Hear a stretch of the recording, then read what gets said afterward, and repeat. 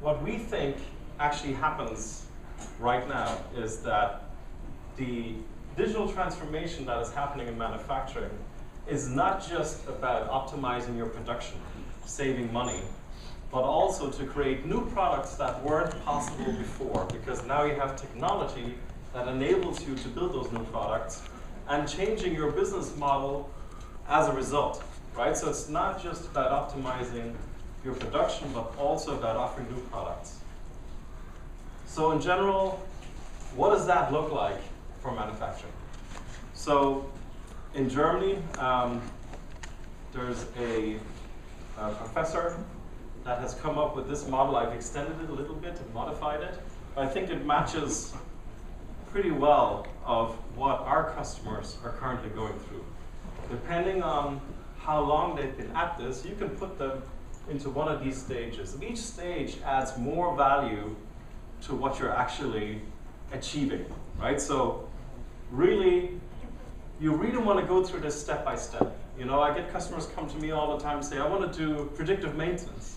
And I ask them, okay, have you started connecting your machines yet? They say, no. I said, well, you need to start there, right? Once you have that sorted out, you need to start sending telemetry messages from those machines. That gives you visibility of what is actually happening. And that is already a huge value add for a lot of customers. They're actually quite happy with that step. But it's really only the beginning. After that, you start understanding the data. You know, you need some OT experts to have a look at the data to actually figure it out.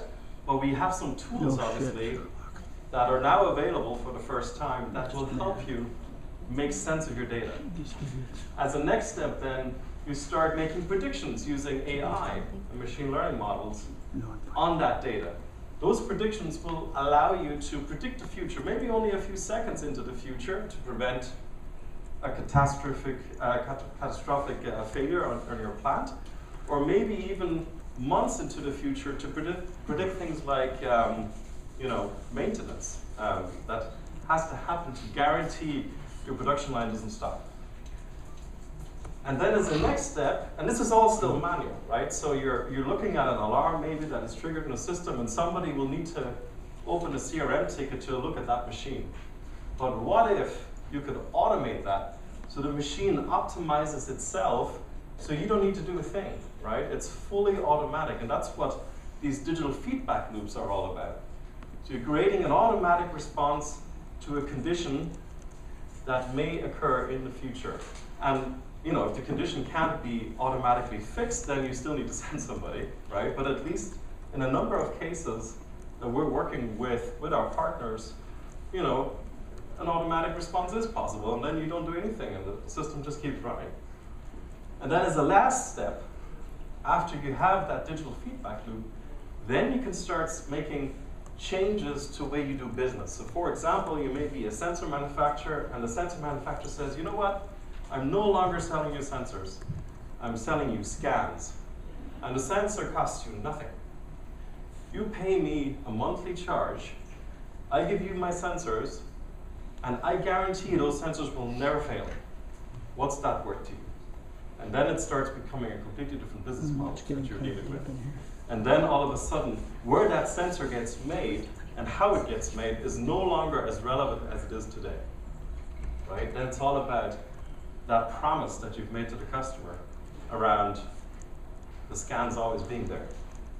So that's kind of the idea behind what we think the digital transformation is all about. So with that idea in mind, we created a team that I run, and we set ourselves a number of principles for which, you know, we adhere to and build products for. So the most important one is it has to be secure. Everything we do has to be secure by default. What does that mean? It means security is turned on. Too often today, I come to a brownfield environment, and guess what? Security is turned off. Well, why was that? Because the guy who set up the machine just had the job of getting it working, right? It was not his job to make sure it's secure.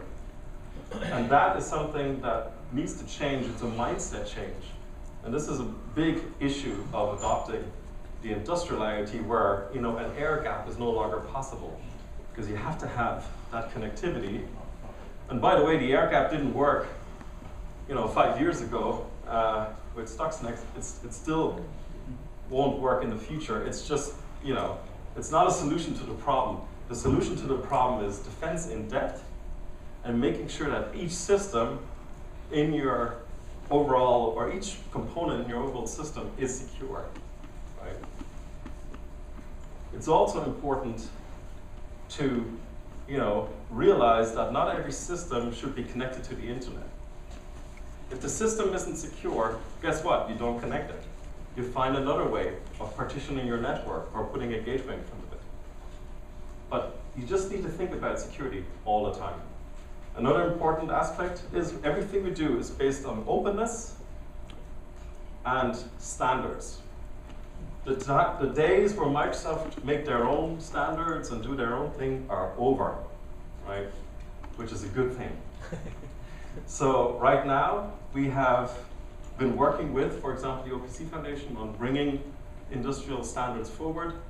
And I have a little bit of information later on, but again, openness and really bringing industry standards forward, which have to be open themselves and obviously, you know, run by not-for-profit organizations, so they can't belong to anybody. That's really important.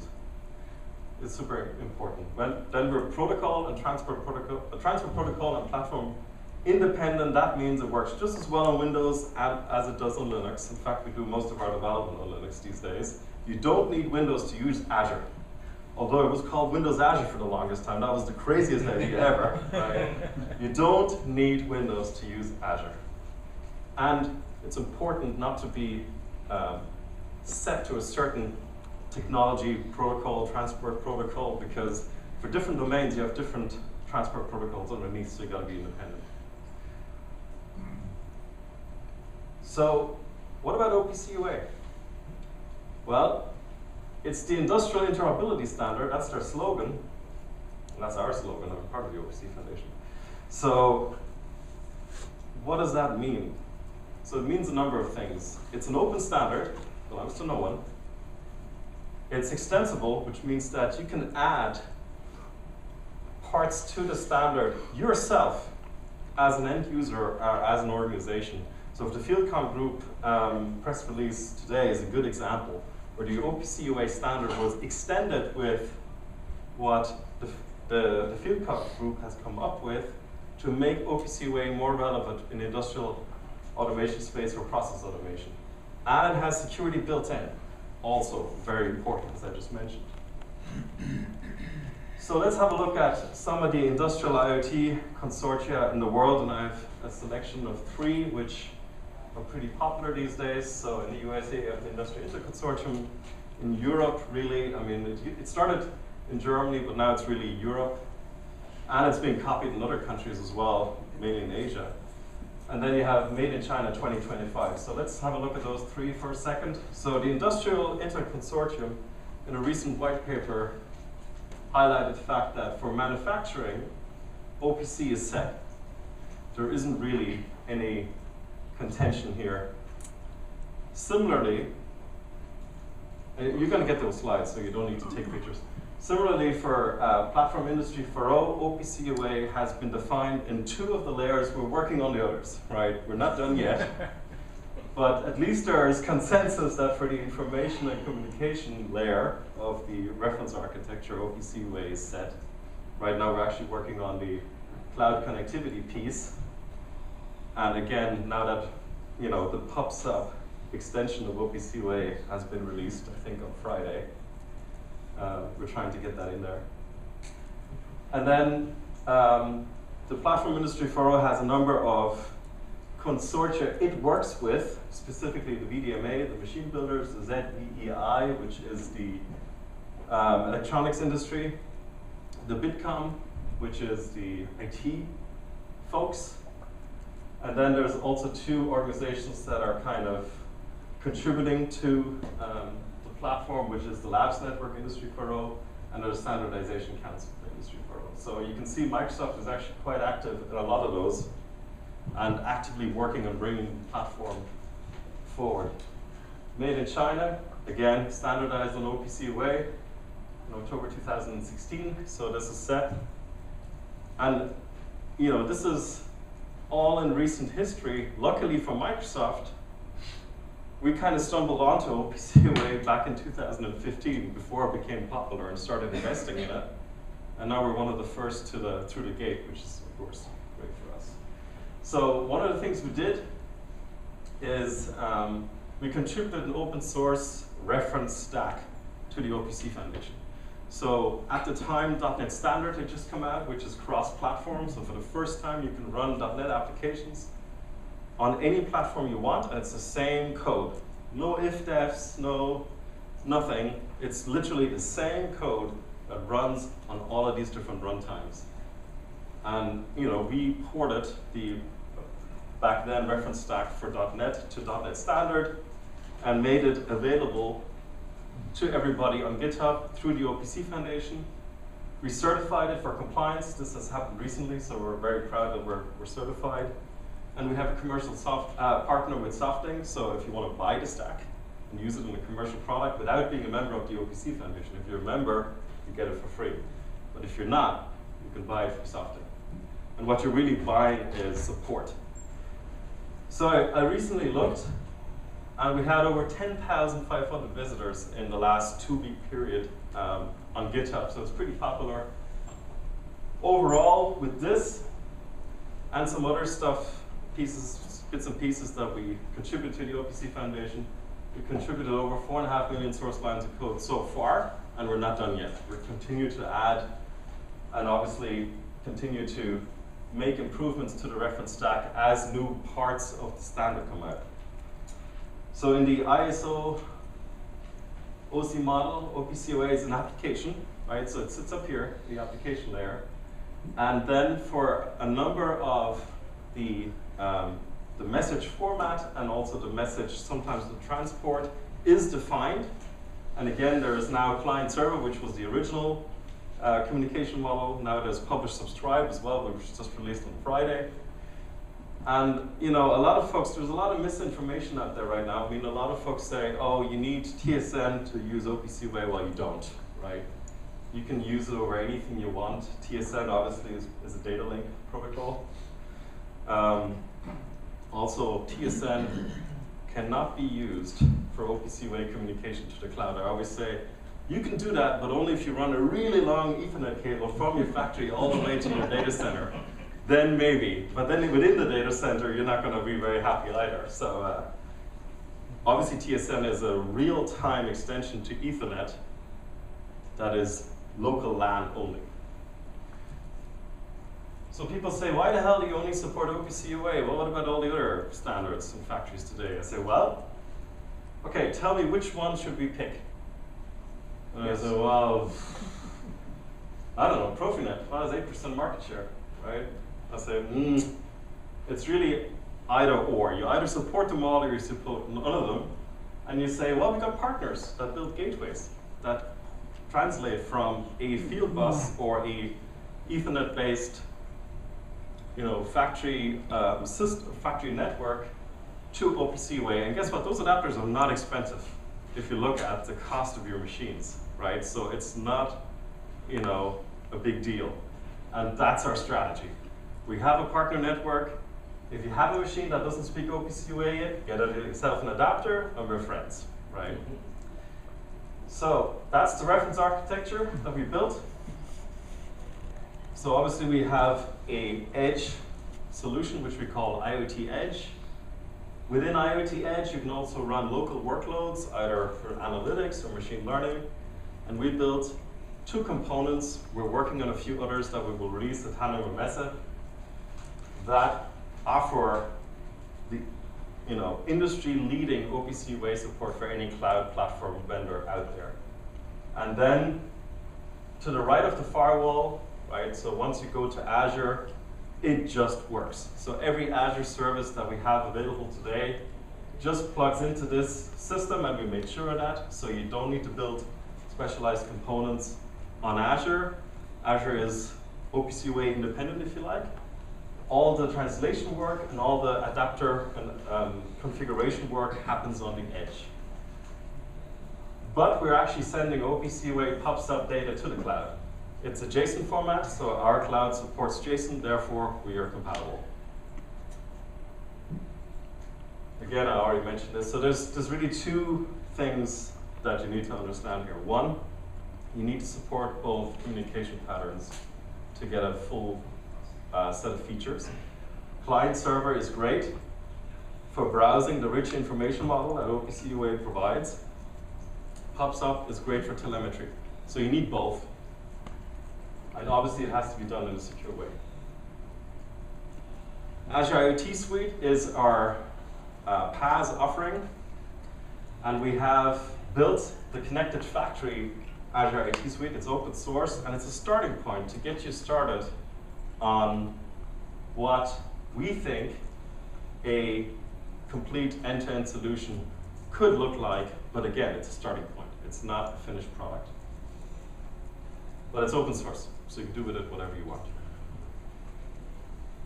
And we built a white paper to kind of break it down further into how to connect your equipment to Connected Factory.